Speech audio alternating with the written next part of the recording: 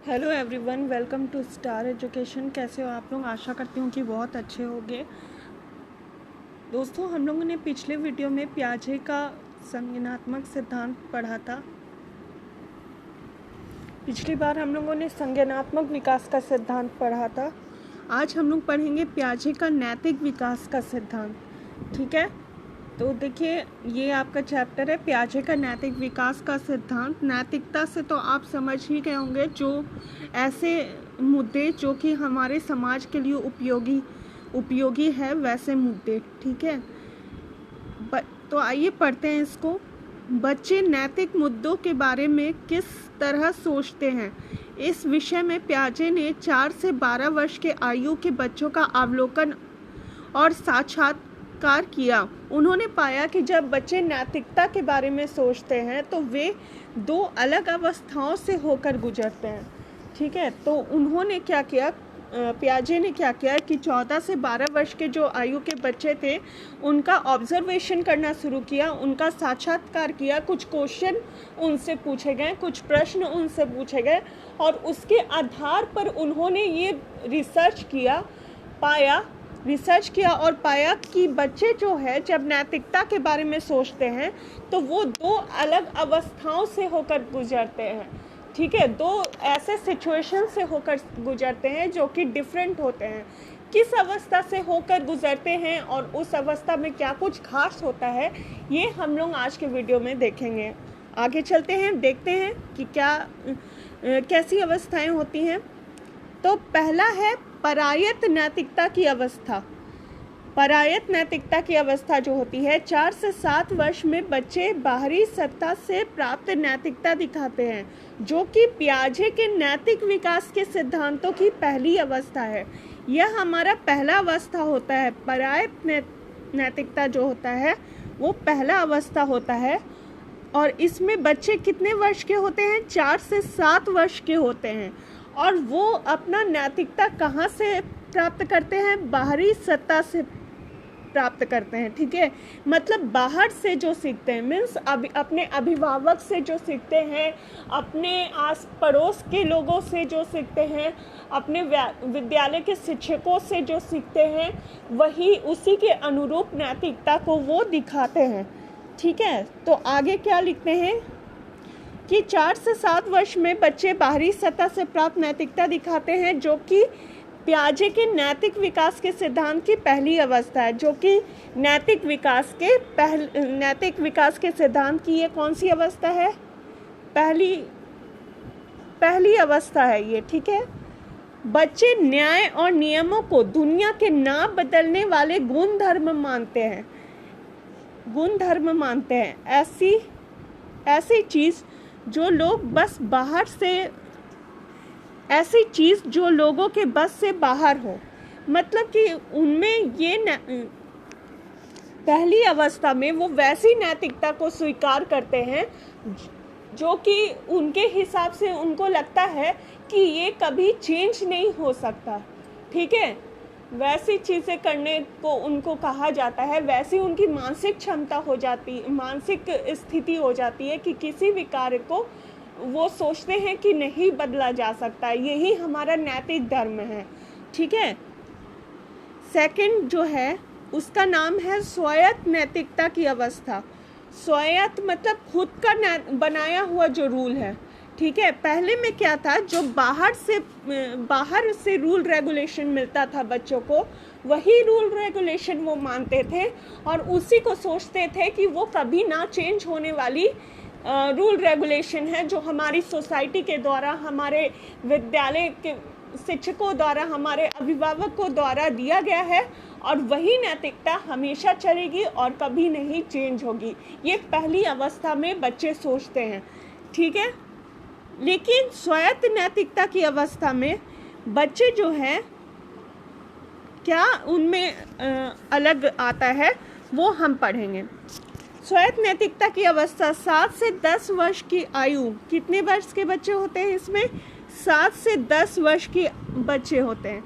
7 से 10 वर्ष की आयु में बच्चे नैतिक चिंतन की पहली से दूसरी अवस्था के बीच की एक मिली जुली स्थिति में होती है।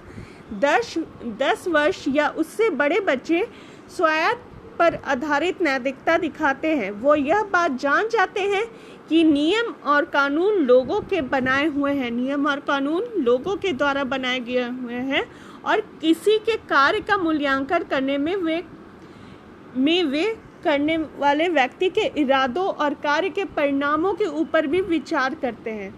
ठीक है, वो यह बात जान जाते हैं कि जो नियम कानून बनाए गए हैं हमारे बीच में, वो लोगों के ही द्वारा, वो हमारे सोसाइटी के लोगों ही द्वारा बनाए गए हैं और किसी के कार्य का मूल्यांकन करने में वे करने वाले व्यक्ति के इरादों और कार्य के परिणामों के ऊपर भी विचार करते हैं। मतलब कि जब वो अपनी नैतिकता दिखाते हैं, किसी कार्य का मूल्यांकन करते हैं, अगर कोई व्यक्ति कोई कार्य किया तो उसका मूल्यांकन वो उसके इरादों को देखकर करते हैं। ठीक है, वो उसके इरादों को देखकर और वो उसके कार्य के परिणामों को देखकर ही कुछ नैतिक थॉट, वो कुछ नैतिक विचार को प्रेजेंट करते हैं। ठीक है, क्योंकि छोटे बच्चे बाहरी सत्ता वाली नैतिकता पर होते हैं, वे किसी के व्यवहार के बारे में सही और गलत का निर्णय उस व्यवहार से होने वाले परिणामों को देखकर लेते हैं, ना कि व्यवहारकर्ता के उद्देश्यों के आधार पर। छोटे बच्चे जो होते हैं वो सत्ता वाली नैतिकता किसके आधार पर लेते हैं? उनके व्यवहार के बारे में सही और गलत का निर्णय उस व्यवहार से होने वाले परिणामों को देखकर लेते हैं, ना कि व्यवहारकर्ता के उद्देश्यों को। वो उद्देश्य को नहीं देखते, वो व्यवहार को देखते हैं, तब कोई नैतिक विचार वो प्रेजेंट करते हैं छोटे बच्चे। ठीक है, बाहरी सत्ता के आधार पर नैतिक चिंतन करने वाले बच्चे यह भी मानते हैं कि नियम ना बदलने वाली चीज़ है और यह नियम किसी शक्तिशाली सत्ता के द्वारा दिए गए हैं। बाहरी सत्ता के आधार पर नैतिक चिंतन करने वाले जो बच्चे होते हैं वो भी ये समझते हैं कि नियम ना बदलने वाली चीज़ है और यह नियम किसी शक्तिशाली लोग के द्वारा बनाया गया है। ठीक है, नेक्स्ट पॉइंट क्या लिखता है कि जब पियाजे ने छोटे बच्चे को सुझाया कि वह कंचे के खेल के नए नियम बनाए तो छोटे बच्चों ने मना कर दिया। ठीक है, जब उनको बोला गया कि कंचा जो एक प्रकार का खेल होता है उसके नियम खुद से बनाए तो छोटे बच्चे ने मना कर दिया। क्यों मना कर दिया? क्योंकि वो तो बाहरी सत्ता पे आधारित है ना। तो जो नियम कानून उनके अभिभावक द्वारा, सोसाइटी द्वारा, विद्यालय द्वारा, खेल के मैदान के द्वारा दिया गया है वो उसी को अपने जीवन पे लागू करते हैं, ना कि खुद का बनाया हुआ नियम पर चलते हैं। ठीक है, इसलिए उन्होंने मना कर दिया। नेक्स्ट पॉइंट है, दूसरी तरफ बड़े बच्चों ने परिवर्तन को स्वीकारा और पहचाना कि नियम सिर्फ हमारी आसानी के लिए बनाए गए हैं, जिन्हें बदला जा सकता है। बाहरी सत्ता के आधार पर नैतिक चिंतन करने वाले बच्चे तुरंत न्याय की धारणा में भी विश्वास करते हैं।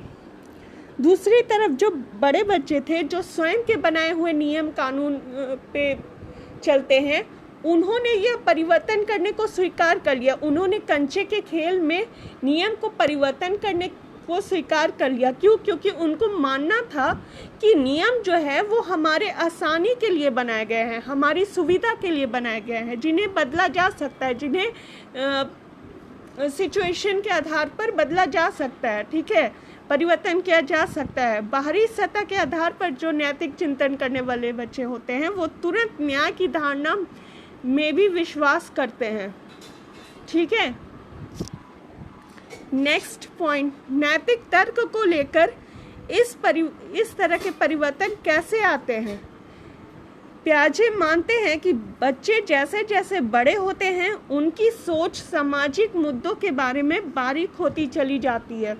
पियाजे का मानना है कि सामाजिक समझ साथियों के साथ आपसी लेन देन से आती है।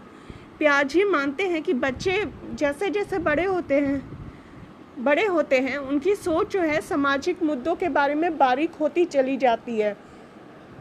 ठीक है, इसीलिए जब बच्चे बड़े हो जाते हैं तो स्वयं के बनाए हुए नियमों पर चलने लगते हैं, क्योंकि जो बड़े बच्चे होते हैं वो समाज के बारे में सोचने लगते हैं, सामाजिक मुद्दों के बारे में बारीकी से सोचने लगते हैं, समझने लगते हैं, इसीलिए वो परिवर्तन करते हैं। पियाजे का मानना है कि सामाजिक समझ साथियों के साथ आपसी लेन देन से आती है, और यह समझ उनको कहाँ से आती है? जब वो विद्यालय में अपने सहपाठियों के साथ कुछ लेन देन करते हैं, कुछ सामान अपना देते हैं, कुछ उनसे लेते हैं, तो उस लेन देन के अनुसार ही उनके दिमाग में यह बैठता है, समझ होते जाता है कि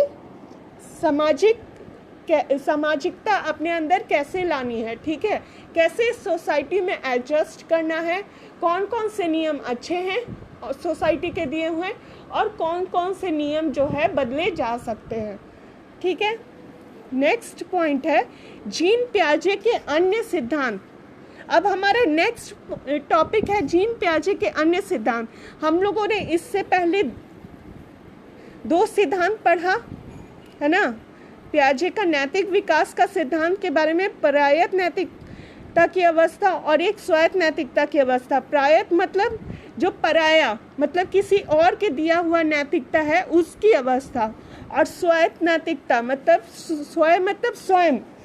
स्वयं का बनाया हुआ नैतिकता, ठीक है। तो ये 2 प्रकार के पढ़े। अब नैतिक विकास का सिद्धांत में अन्य बहुत सारे सिद्धांत दिए गए हैं जो इस प्रकार है।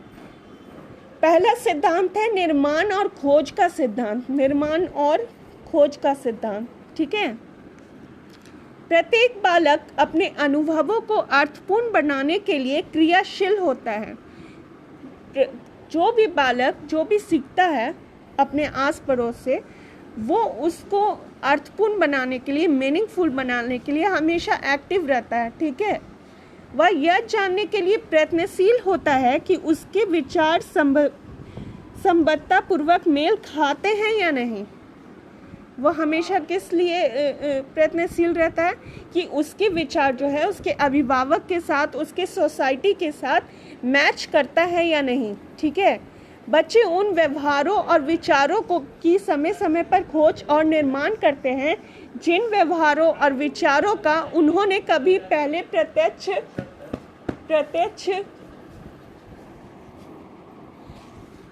नहीं किया हो, ठीक है। बच्चे उन व्यवहारों और विचारों की समय समय पर खोज और निर्माण करते हैं जिन व्यवहारों और विचारों का उन्होंने कभी पहले प्रत्यक्ष नहीं किया होता है। उन व्यवहारों और विचारों की भी खोज करते हैं और निर्माण करने की कोशिश करते हैं जो एकदम अलग हो, जिनका डायरेक्ट रूप से उनको कभी समझ नहीं हुआ हो या देखा नहीं गया हो। वैसे विचारों को भी वो खोजने को जिज्ञासु रहते हैं, मतलब किसी नए चीज़ को खोजने में के लिए वो जिज्ञासु रहते हैं। इसीलिए इस टॉपिक का नाम है निर्माण और खोज का सिद्धांत। बालक ऐसे विचार को खोजते हैं जो नए हो, जो काफ़ी कंस्ट्रक्टिव हो, निर्माण करने वाला हो, सोसाइटी का निर्माण करने वाला हो, हमारे देश दुनिया के लिए अच्छा हो, ठीक है। तो ऐसे विचारों को और व्यवहारों को भी अपनाने के लिए वो हमेशा जिज्ञासु रूप से खोज करते हैं, ठीक है। नेक्स्ट पॉइंट है पियाजे का विचार है कि ज्ञानात्मक विकास केवल नकल न होकर खोज पर आधारित है। पियाजे का विचार है कि ज्ञान हमेशा नकल करके नहीं होता है, बल्कि खुद का रिसर्च करके किसी नए चीज़ को दुनिया के सामने प्रेजेंट करना भी खोज कहलाता है, ठीक है। खोज कभी ऐसा नहीं होता कि एक वैज्ञानिक दूसरा वैज्ञानिक का, एक बालक दूसरे बालक का विचार लेकर, या एक वैज्ञानिक दूसरा वैज्ञानिक का विचार लेकर और कुछ नया उसमें डाले, ऐसा नहीं। कुछ नया खोजे, डिफरेंट, आज से पहले जो कभी भी देश दुनिया ने ना देखा हो, समाज ने नहीं देखा हो, वैसे विचार को प्रेजेंट करना खोज पर आधारित होता है, ना कि नकल करना। अब देखिए आगे क्या लिखता है कि नवीनता या खोज को उद्दीपक, अनुक्रिया, सामान्यीकरण के आधार पर नहीं समझाया जा सकता है। उदाहरण के लिए एक 4 साल का बालक यदि भिन्न भिन्न आकार के प्यालों को प्रथम बार क्रमानुसार लगा देता है तो यह उसके बौद्धिक वृद्धि की खोज और निर्माण से संबंधित है। कहने का मतलब ये है कि बच्चे जो खोज करते हैं वो उनके बौद्धिक क्षमता पर आधारित होता है। जैसे यहाँ पे उदाहरण दिया हुआ है कि एक 4 साल का बालक यदि भिन्न भिन्न आकार के प्याले को प्रथम बार क्रमानुसार लगा देता है तो यह उसके बौद्धिक वृद्धि की खोज और निर्माण से संबंधित है। मतलब खोज और निर्माण किससे संबंधित है? हमारी बौद्धिक क्षमता पर है। अगर एक बच्चा जो है डिफरेंट शेप का, अलग अलग आकार का प्याला एक ही अटेम्प्ट में क्रमानुसार लगा देता है, सिस्टमेटिकली लगा देता है, इसका मतलब उसकी बौद्धिक वृद्धि अच्छी है, तभी वो खोज और निर्माण कर पा रहा है, नए चीज़ें का रिसर्च करके उसको निर्माण कर पा रहा है। ठीक है, तो ये जो खोज और निर्माण का सिद्धांत है वो हमें यह बताता है कि बच्चे वैसे विचारों को खोजते हैं जो हमारे सोसाइटी के लिए एक निर्माता का रोल निभा सके। ठीक है, और वो खोज और निर्माण की क्षमता उसमें कहाँ से आती है? उसकी बौद्धिक क्षमता पर आधारित होती है। ठीक है, तो इस प्रकार से खोज और निर्माण और खोज का सिद्धांत आता है। नेक्स्ट है हमारा कार्य क्रिया का अर्जन। कार्यात्मक क्रिया का तात्पर्य उस विशिष्ट प्रकार की मानसिक दिनचर्या से है जिसकी मुख्य विशेषता उत्कर्षशीलता है। ठीक है, देखिए क्या कहता है कि कार्यात्मक क्रिया वो क्रिया होता है जो मानसिक दिनचर्या पे डिपेंडेंट हो।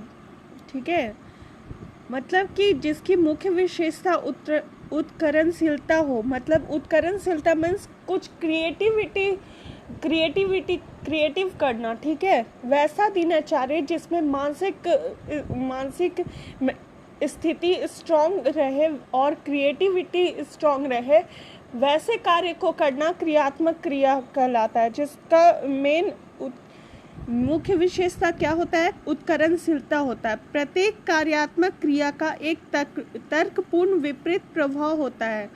ठीक है, तर्कपूर्ण विपरीत प्रभाव मतलब कि जो भी कार्यात्मक क्रिया हम लोग करते हैं उसका एक ऑपोजिट इफेक्ट हम लोग पे पड़ता है। वो क्या इफेक्ट पड़ता है? एक एग्जांपल के तौर पे हम लोग समझते हैं।